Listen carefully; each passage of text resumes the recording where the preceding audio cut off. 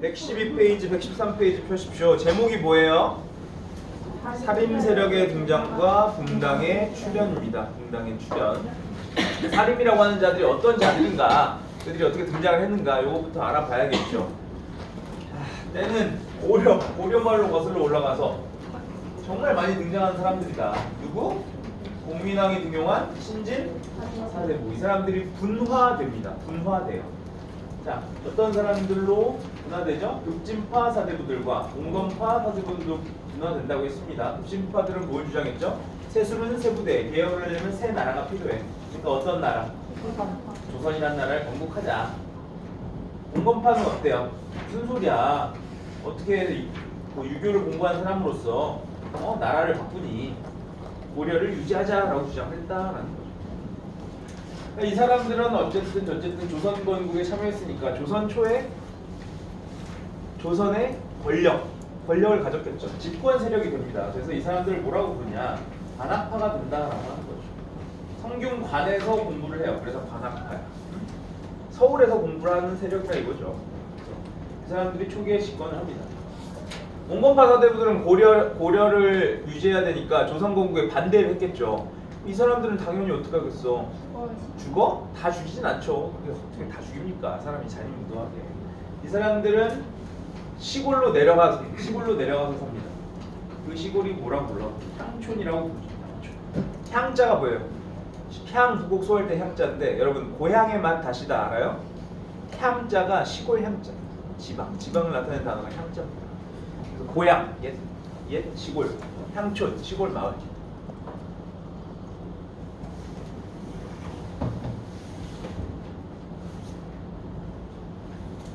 그래서 이 향촌에서 뿌리 내리게 되고요. 이 사람들이 학자들이잖아요, 그렇죠? 성리학을 배운 사람들이야. 이런 사람들이 뭐 해먹고 살겠어요? 당연히 후학, 제자들을 가르치겠죠. 그래서 이 사람들의 제자, 온건파의 후예들이 누가 됐느냐? 얘네는 살인파가 됩니다. 살인파 뜻이 뭐냐? 선비가 모처럼 많다는 거야. 숲처럼 많다는 거야. 아시겠습니까? 선비가 숲처럼 많다. 이 사람들이 그래서 지방을 장악한다라는 겁니다. PD 앵글.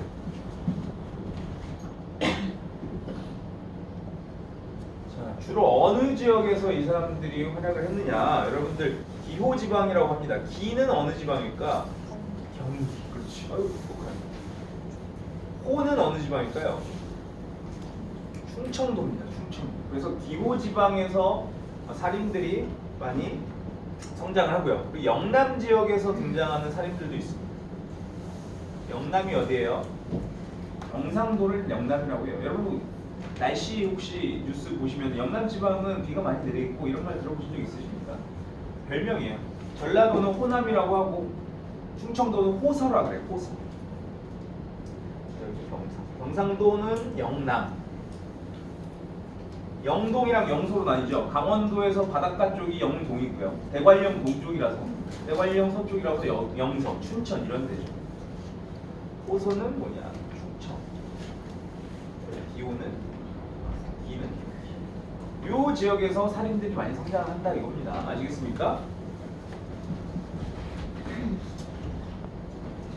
자, 이 살인들이 이 향촌을 장악해 나가죠. 뭘 통해서? 향약과 서원을 통해서 향촌을 장악해 나갑니다. 그러면서 자치를 주장하는 거죠. 향촌 자치. 그럼 뭔 얘기냐? 수령이 막 법대로 하고 맨날 처벌하고 그러면은 너무 백성들이 고단하다 이거야. 그러니까 어떻게? 이 사람들은 뭘 배운 사람들입니까? 살인들은 뭘 공부한 사람들이야? 성리학이잖아. 유교. 성리학적 질서를 통해서 성리학적 유교 규범을 통해서 다스려야 된다라는 거예요.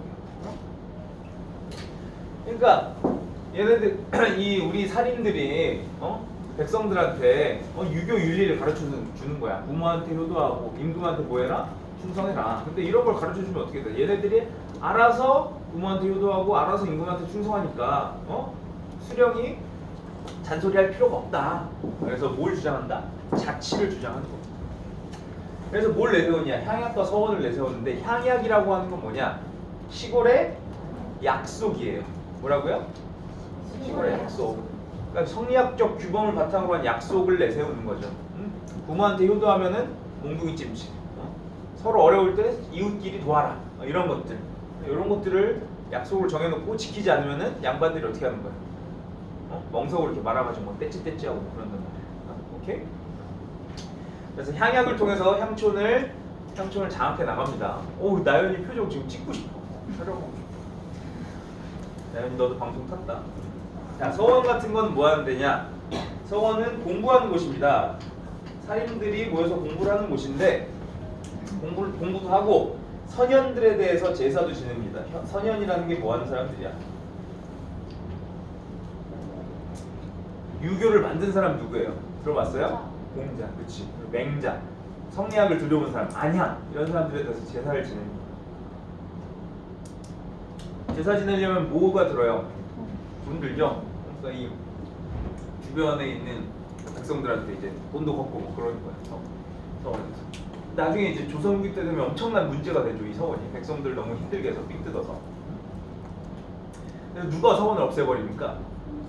흥선대원군이 600개가 넘는 서원을 다 없애죠. 왕이 하사한 사액서원 47개만 남겨놓고 서원을 다 철폐합니다. 처음에는 뭐 좋은 의도로 만들어졌겠지만 뒤에 가면 이제 부패의 상징이 되는 거죠.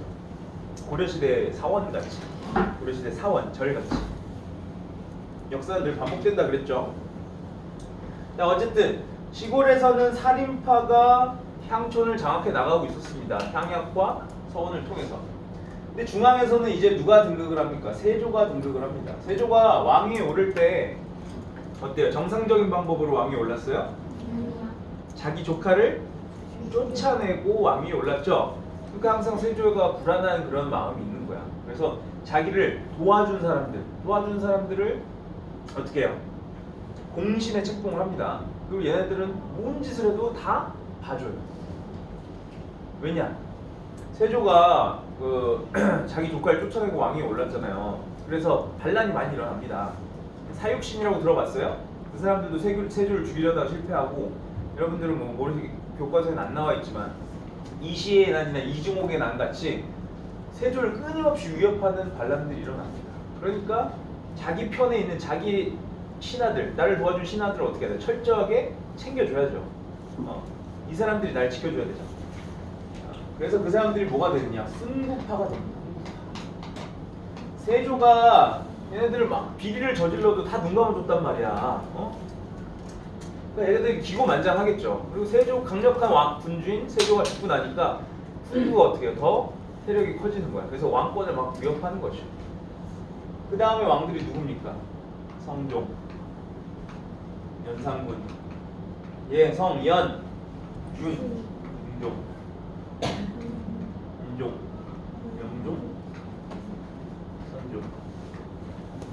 성종이나 중종 같은 왕들은 어때요? 훈구파가 부담스러운 거예요. 그러니까 이들을 어떻게 해야 돼? 견제해야겠죠. 여러분 여기서 또 한 번 공식이 등장해야죠. 제가 누누이 말씀드리지만 임금은 귀족과 같은 분들, 이런 훈구파를 견제하기 위해서 어떻게 해야 돼? 새로운 세력을 끌어들여야겠죠. 누가 있습니까? 그렇죠. 살인들을 끌어들이는 겁니다. 그래서 살인파를 등용해요. 그래서 살인파를 이용해서 훈구파를 어떻게 하는 거야? 견제하려는 거죠. 어느 자리에 앉힐까요? 훈구파랍니다. 살인파를. 어떤 부서에다 앉혀야지 견제할 수 있을까? 3사죠. 3사는 왕권 견제 아니에요? 물론 왕권 견제 역할도 하죠. 하지만 3사에서 사헌부라고 하는 곳이 있습니다. 맞습니까? 사헌부의 역할이 뭐예요? 관리의 비리를 감찰하는 곳이 바로 3사 중에 사헌부죠. 자, 그러니까 성종은요, 이 살인을 3사에 앉혀가지고 훈구를 견제하게 한 겁니다. 아까 말했죠. 훈구들이 엄청나게 비리를 많이 저질렀다고. 그러니까 규탄하는 거죠. 이 새끼들 나쁜 새끼예요. 자, 그럼 훈구는 지금 권력을 잡고 있는 사람들이야. 살인을 어떻게 해야 돼? 한 번씩 밟아줘야 될 거 아닙니까? 그렇죠? 그래서 훈구가 반격을 합니다. 사림한테. 그 사건들이 바로 뭐냐? 사화입니다. 선비, 사림들이 뭘 입었다고요? 화를 입었어. 그래서 사화예요. 4번의 4대 사화가 있습니다.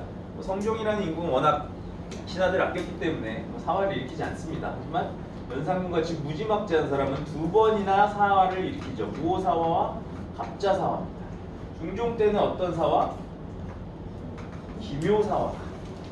인종은 얼마 진짜 조선 최단 기간 왕이에요. 재위 기간이 제일 짧아요. 그 다음에 영종 때는 을사사화가 일어납니다. 그래서 이 4번의 사화 뭐라고 부를까요? 4대 사화가 일어나는 거죠. 훈구의 반격으로 인해서 살인들이 피해를 입은 사건들입니다.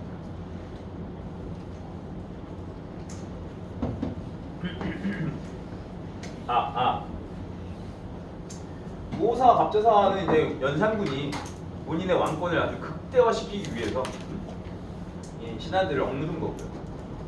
그래서 뭐 요거의 원인까지는 굳이 알 필요 없습니다. 그다음에 얘가 좀 중요하죠. 무슨 사화? 기묘사화가 중요하다. 기묘사화는 누구 때문에? 앞으로 읽어도 조광조, 뒤로 읽어도 조광조. 앞뒤가 똑같은 조광조. 조광조라는 인물에 대해서 알아두셔야 됩니다. 자, 아까도 얘기했지만 성종이나 중종 같은 경우에는 훈구를 억제하기 위해서 살인을 등용했다라고 했죠. 그래서 중종은 이 조광조를 등용해서 개혁 정치를 실시하려고 합니다. 조광조가 굉장히 개혁적 성향이 있었기 때문에. 그래서 조광조의 업적들을 한번 살펴볼까요? 조광조가 어떻게 무엇을 주장했는지. 먼저 혈량과라는 제도를 실시합니다. 혈량과는 뭐냐? 천거제도 같은 거예요. 추천하는 거야. 간단하게 시험만 봐서 통과시켜서 관리로 쓰는 거죠. 근데 조광조가 아무리 능력이 뛰어나도 혼자 정치를 할 수는 없잖아요. 정치는 세력이잖아. 자기 세력이 필요해. 그럼 조광조가 살인들을 끌어들여야 될 거 아니야. 살인들을 빨리 등용하기 위해서 이 혈량과를 실시하는 거죠. 자기 세력을 불리는 거예요. 자, 그 다음에는 뭐 합니까? 소격서라는 걸 폐지합니다. 소격서. 조선 초기의 관학파들은요, 그 사람들은 성격이 좀 뭐랄까, 좀 그나마 개방적인 편이었습니다. 불교나 도교 같은 것들도 어느 정도 인정해줬어요. 근데 이 살인파들은 성리학만 짱짱맨이야. 성리학 이외의 것들은 다 어떻게? 다 배척해. 성리학의 성격이 원래 좀 배타적이라 그랬죠. 얘네는 성리학 제일주의예요. 성리학이 최고야. 그래서 이렇게 주장을 한 거죠. 소교사라는 건 원래 도교 기관인데 이거 어떻게 성리학의 나라인 조선에 이런 게 있습니까? 당장 없애야 됩니다. 도교가 뭔지 알아요, 여러분? 종교는 종교인데 신선. 여러분 산신령은 뿅 나타나는 거 있죠? 그리고 또 뭐 있어? 선녀님들이 뭐 하늘나라 올라갈 때 뭐 날개 옷 입는 거, 그리고 우리나라 전래동화 같은 거 있잖아요. 신선이나 선녀가 나타나면 다 그게 도교의 영향을 받는 거죠. 자연물을 숭배하고 도사 이런 사람들, 신선 이런 사람들이 도교의 조교에서 영향을 받는 거죠. 자, 어쨌든 도교의 기관인 소격서를 폐지를 합니다. 왜냐? 성리학이 짱짱맨이니까. 소격서 같은 거 있으면 안 돼요. 그다음에 뭘 보급합니까? 소학을 보급해요. 대학이 아니라 소학이에요. 어려운 공부가 아니라 좀 쉬운 공부야. 누구한테 이런 걸 보급하는 거야? 덜 똘똘하다. 그렇지. 이미 양반 살인들은 공부를 많이 한 사람들이니까 어려운 책을 봐야 돼. 근데 쉬운 책을 누구한테 보라고 하는 거야? 백성들 보라고 만드는 거죠. 왜? 백성들한테 어떤 가치관을 심어주기 위해서? 유교적, 성리학적 가치관을 심어주기 위해서. 부모한테 효도해라, 임금한테 충성해라. 평민들은 양반한테 절대 복종해라. 막 이런 거. 그러기 위해서 소학이라는 책을 보급을 하는 거죠, 백성들에게. 그다음, 그 다음에 공납에 문제가 있었습니다. 공납에 문제가 있었는데, 공납 문제가 어떤 문제가 있었냐? 방납이라는 문제가 있었어요. 방납의 폐단이 있었어요.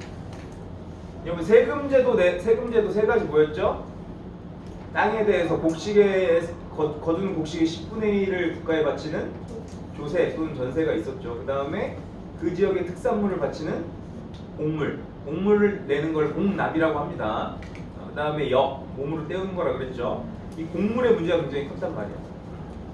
어떤 문제가 있었냐? 여러분, 뭐 가을이니까 사과가 철이죠. 사과가 특산물이어서 사과를 바친다고 합시다. 수령들이 이제 마을 주민들한테 얘기하겠죠. 자, 오늘 특산물로 사과 한 박스씩 다 바치세요. 응? 아셨죠? 사과 한 박스 갖고 와. 근데 사과 나무 없는 사람들은 사와야 되잖아, 그렇지?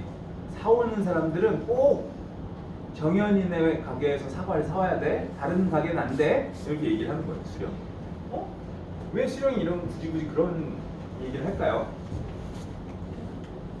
수령이랑 상인들이랑 뭐 하는 거야? 손을 잡는 거야. 그래서 이제 마을 사람들이 와가지고 정연이에서 사과를 사야 돼. 보통 사과 한 박스에 뭐 10,000원이라고 칩시다. 그러면 정연이가 이렇게 얘기하는 거지. 우리 가게는 사과 너무 좋아. 50만 원. 무슨 말인지 이해돼요? 사람들이 근데 수령이 꼭 여기에서만 사오라고 했잖아. 여기 이 가게 아니고 딴 데서 사오면은 안 받아주는 거야. 그러니까 어떻게 해요? 물며 겨자 먹기로 정연이 내서 비싸게 사과를 사서 곡물로 바치는 거죠. 그런 일이 비일비재하게 일어납니다. 실제로 실록에 보면은 기록이 나와 있어요. 방납업자들이 수령들이랑 결탁해서 50배에서 100배까지 이득을 봤대요. 실제로. 얼마나 돈을 많이 벌었겠습니까? 이 사람들이, 방납업자들이. 백성들은 얼마나 힘들었겠어요. 그렇죠? 이런 문제를 지적하면서 현물로, 특산물로 거두니까 이거 너무 힘들어. 백성들이 힘들어합니다. 이런 문제들이 발생해요. 그러니까 그냥 쌀로 거둡시다. 이렇게 주장을 합니다. 조광조가 쌀로 걷자고 해요. 근데 이제 이 방납의 폐단이 줄어들지 않죠. 왜냐? 이 상인들이 번 돈으로 수령들한테도 막 뇌물을 매기지만 이제 중앙관리들한테도 막 뇌물을 매기는 거예요. 그러니까 이게 수미법이 제대로 실시가 안 됩니다. 그래서 이 문제를 계속 지적해요. 나중에 율곡 이이나 서해 유성룡 같은 재산들도 다 이거 문제 있습니다. 이거 수미법으로 합시다. 이렇게 주장합니다. 근데 결국엔 고쳐지지 않습니다. 나중에 광해군 때는 돼야지 대동법이 실시가 되는 거예요. 그러면서 이 문제가 고쳐지는 거죠. 대동법은 쌀과 돈으로 걷자 이거야. 현물 대신. 이 대동법이 굉장히 중요한 법이에요. 뒤에 가서 다시 배울 거예요. 어쨌든 조광조가 공납의 문제를 지적하면서 수미법을 주장했다라는 겁니다. 여러 가지 개혁 정책을 펼치는 거죠. 그 다음에 홍PD야, 이거 보이니? 화면 잡히니? 네. 네, 이걸 주장하죠. 무슨 삭제? 위훈 삭제. 분급화할 때 이 훈자가 이거랑 같은 훈자예요. 여러분들 뭔가 잘하면 국가에서 뭘 줘요? 막 훈장 같은 거 주죠? 그 훈자야. 뭔가 잘했을 때 뭔가 포상하는 느낌이죠. 아까 얘기했지만 세조가 자기 따르는 신하들 다 공신에 책봉했다 그랬잖아요. 공신이 되면 뭐가 좋냐? 땅도 주고요, 집도 주고요, 노비도 주고요. 그걸 뭐 할 수 있는 권리까지 줍니까? 자기 자식들한테 세습할 수 있는 권리까지 주는 거예요. 그러니까 얘네들이 얼마나 저기가 많겠어. 땅이 많고 노비가 많겠어요. 그리고 그렇게 땅이 많고 노비가 많은데도 비리를 저지르는 거야. 그러니까 조광조가 얘네들 세조가 공신들 너무 많이 책봉했어요. 잘한 것도 별로 없는데 공신 자리를 줬다 이거야. 그러니까 그 위조된 훈장, 가짜 훈장들을 다 어떻게 해야 돼? 삭제해야 된다는 겁니다. 무슨 말이에요? 승부파들이 갖고 있는 기반을 어떻게 하겠다는 거야? 뺏겠다라는 거죠. 이 사람들이 공신으로 책봉을 받아서 그 대가로 땅도 받고 노비도 받은 건데 공신 자리에서 잘려. 그러면 땅이랑 노비 어떻게 해야 돼?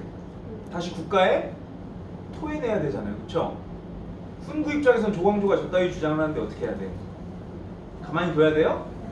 죽여야 되죠. 그래서 틈만 나면 중종한테 가서 조광조 나쁜 놈, 조광조 나쁜 놈, 조광조 나쁜 놈 귀에 모시바겠도록 막 모함을 하는 거예요. 그러다가 이 조광조라는 사람도 성격이 굉장히 요즘 표현으로 하면 이제 꼰대 스타일입니다. 엄청나게 또 중종한테 잔소리를 해대요. 전하 그러시면 아니 됩니다. 아니 됩니다. 아니 됩니다. 뭐만 하면 아니 된다고 그러는 거야. 항상 몸가짐을 바르게 하시고요. 정치를 똑바로 하시고요. 조광조가 처음에는 뭐 개혁한다고 하니까 좋았는데 너무 꼰대같이 계속 막 잔소리 귀에 박히도록 잔소리하니까 너무 짜증나는 거예요. 그때 마치 훈구들이 또 와서 막 입 터는 거야. 모함하는 거야. 그래서 중종이 조광조를 제거하기로 결심을 합니다. 그래서 중종이 조광조를 제거해요. 그 사건이 바로 뭐다? 기묘사화다. 아시겠습니까? 기묘사화는 조광조와 연관되어 있기 때문에 잘 알아두세요. 4대 사화 중에 기억해 둘 만한 겁니다.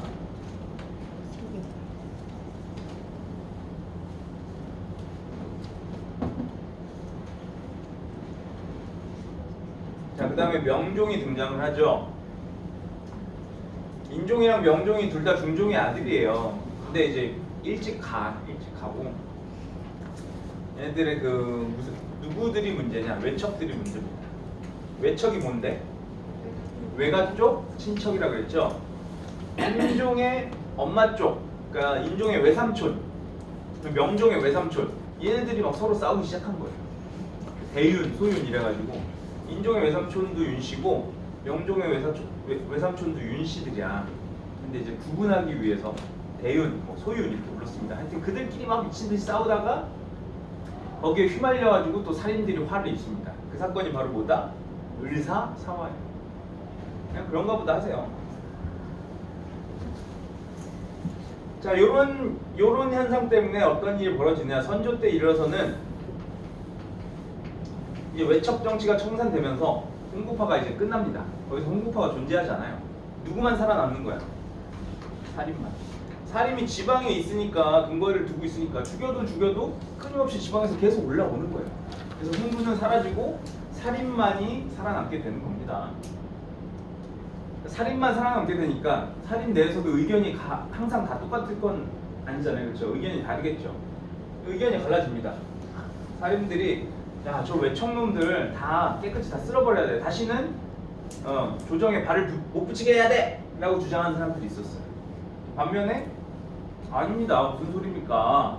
외척들이라도 능력 있고 인성 좋은 사람들은 같이 가야죠. 이렇게 나눠지는 거예요. 그래서 신진살인들, 신진이라는 건 뭐예요? 새로운 세력이란 거죠. 젊은 사람들이란 거죠. 신진살인을 위시로 한 동인, 이 사람들은 외척 정치를 강력하게 청산해야 된다라고 주장을 했고, 서인들은 아유 뭐 외척 그거 이제 그 사람들 힘도 없는데 뭐 이렇게 닥달해? 그 사람들 가만히 냅둡시다. 서인들은 이제 기성살인이 주축이 됩니다. 기존에 있던 사람들이니까 나이가 좀 있는 사람들은 어때요? 좀 더 온화하겠죠. 나이가 젊은 사람들은 어때요? 급진적이게. 그러다가 이조전랑의 문제로 완벽하게 갈라집니다. 동서로 분당이 돼요. 이조전랑이 뭐 하는 자리냐? 이조가 뭐 하는 곳입니까?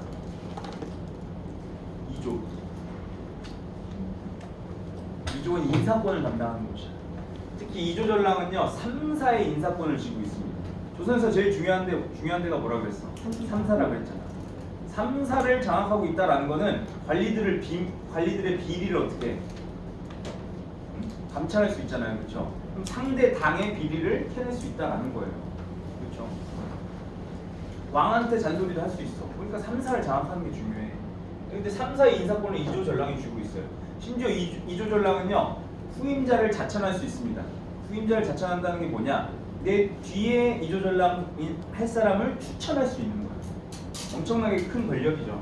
그래서 이조전랑의 자리를 놓고 동인과 서인이 완벽하게 나눠져요. 아시겠습니까? 그래서 선조 이후에 얘네들이 나눠져서 정치한다. 이런 걸 뭐라고 불러? 이런 형태의 정치를 분당 정치라고 한다. 분당이 뭐예요? 궁신 같은 당이 아니라 뭐예요? 친구 궁자, 겉궁자예요. 친구 같은 당이에요. 서로 견제하고 싸우기도 하지만 서로 인정하기도 하면서 건강하게 정치를 했다라는 거죠. 근데 나중에 숙종 때에 들어가면은 이게 변질이 됩니다. 오늘 뒤에 가서 배우게 될 거고요. 자, 동인과 서인으로 나눠졌다. 동인과 서인도 또 나눠집니다. 동인은 뭐로 나눠지나요? 남인과 북인으로 나눠집니다.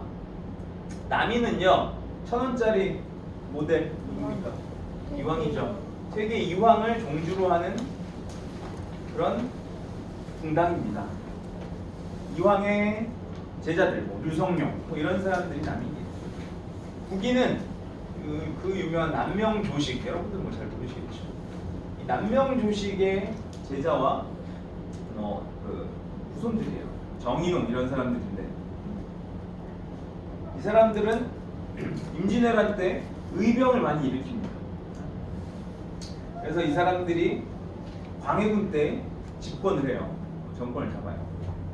왜냐? 임진왜란 때 의병을 일으켰으니까 그 대가로 뭔가를 줘야 될 거 아닙니까, 국가에서. 그래서 이 사람들이 많이 등용이 됩니다. 자, 서인은요, 노론과 소론으로 나뉩니다. 노론은 누구야? 5,000원짜리 주인공 율곡 2를 종주로 삼습니다. 소론 같은 경우에는 성원이라고 하는 사람을 뒤에 성원이라는 사람이 뒤에 있는 사람들이에요. 여러분들은 이 정도만 기억하시면 돼요. 분당 정치. 근데 제가 대학 다닐 때는요, 진짜 이 부분이 진짜 제일 힘들었어요. 미친 듯이 또 나뉩니다, 여러분들.